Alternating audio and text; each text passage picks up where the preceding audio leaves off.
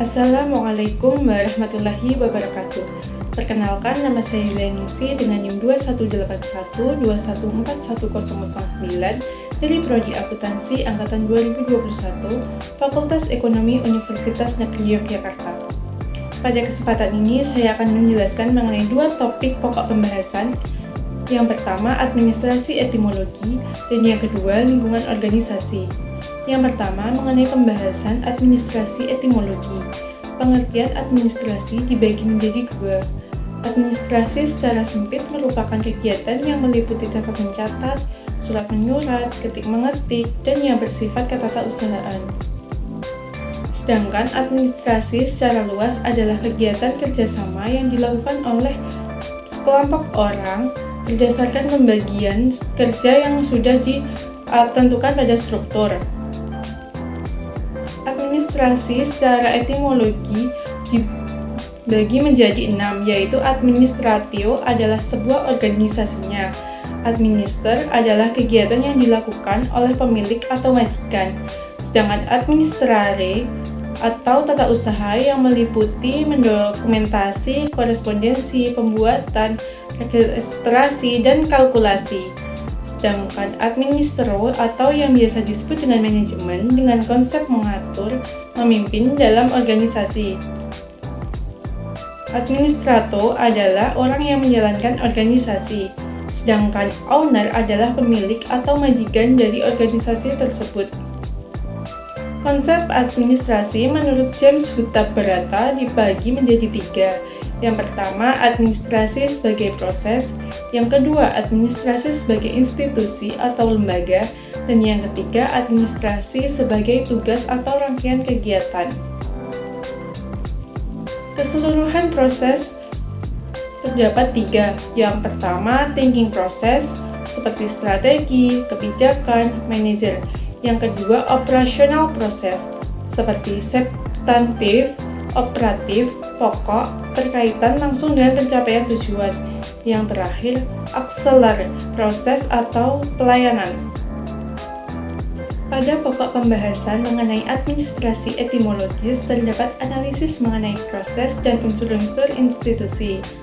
Saya akan menganalisis keseluruhan proses dan unsur-unsur institusi pada organisasi publik di bidang pendidikan, yaitu sekolah. Sekolah sendiri merupakan satuan pendidikan yang berjenjang dan berkesinambungan untuk menyelenggarakan kegiatan belajar mengajar. Keseluruhan proses sekolah. Yang pertama, thinking process, bahwa seorang kepala sekolah harus memiliki strategi untuk mengatur para peserta didiknya dalam kegiatan pembelajaran. Contohnya dengan menyediakan fasilitas yang memadai bagi peserta didik, mengadakan literasi membaca setiap hari kepada para peserta didik untuk menumbuhkan kebiasaan literasi, menumbuhkan karakter dan akhlak yang baik.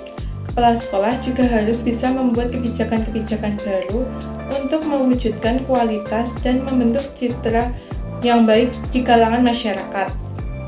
Kepala sekolah juga sebagai manajer, di mana seluruh kegiatan yang berada di dalam sekolah harus memiliki persetujuan dari kepala sekolah.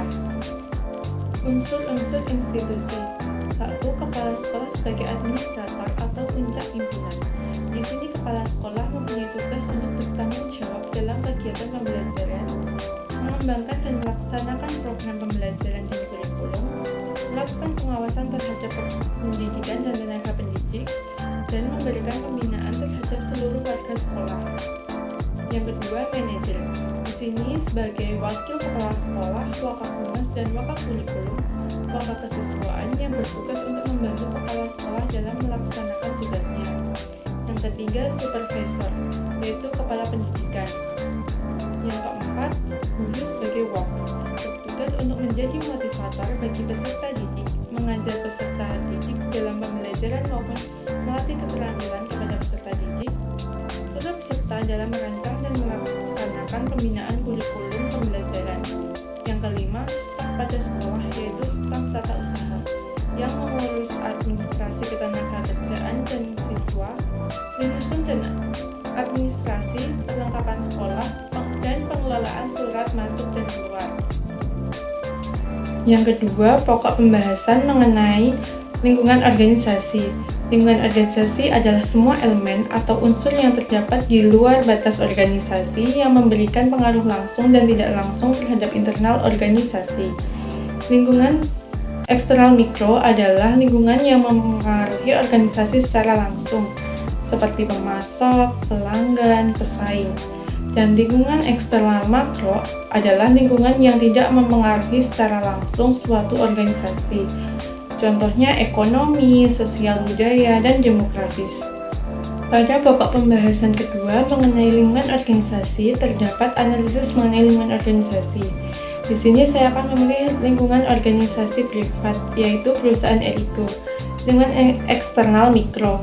Yang pertama, pesaing. Perusahaan Erigo memiliki banyak pesaing baik dari lokal maupun dari luar negeri. Pesaing aktif dalam pemasaran, pesaing harga jual, produk, dan inovasi produk yang tetap.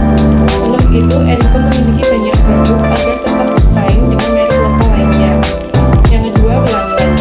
Perusahaan Erigo memiliki pemasaran yang luas di Indonesia karena memiliki yang mayoritas anak muda dengan model yang keren dan kekinian membuat pelanggan puas.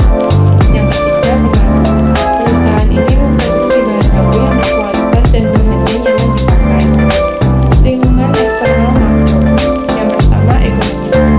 Faktor ekonomi sangat berpengaruh pada suatu perusahaan karena tren belanja di lingkungan pemasaran. Yang kedua, sosial budaya. Seorang pemasar perlu mengikuti kondisi yang terjadi saat ini. Jika terdapat perubahan dengan cepat, kita merespon agar dapat menciptakan sesuatu yang dibutuhkan oleh pelanggan. Yang terakhir, demografis. Perencanaan yang baik akan menghasilkan strategi untuk setiap target pasar. Oleh karena itu, seorang pemasar terus memantau perkembangannya. Dimensi lingkungan. Dengan adanya pesaing dapat membuat suatu perusahaan agar dapat berinovasi dalam membuat suatu produk atau bersaing dengan bahan baku yang berkualitas dari pemasok dengan pakaian yang nyaman dipakai membuat para pelanggan puas terhadap barang tersebut. Sekian penjelasan dari materi administrasi etimologi dan lingkungan organisasi. Wassalamualaikum warahmatullahi wabarakatuh.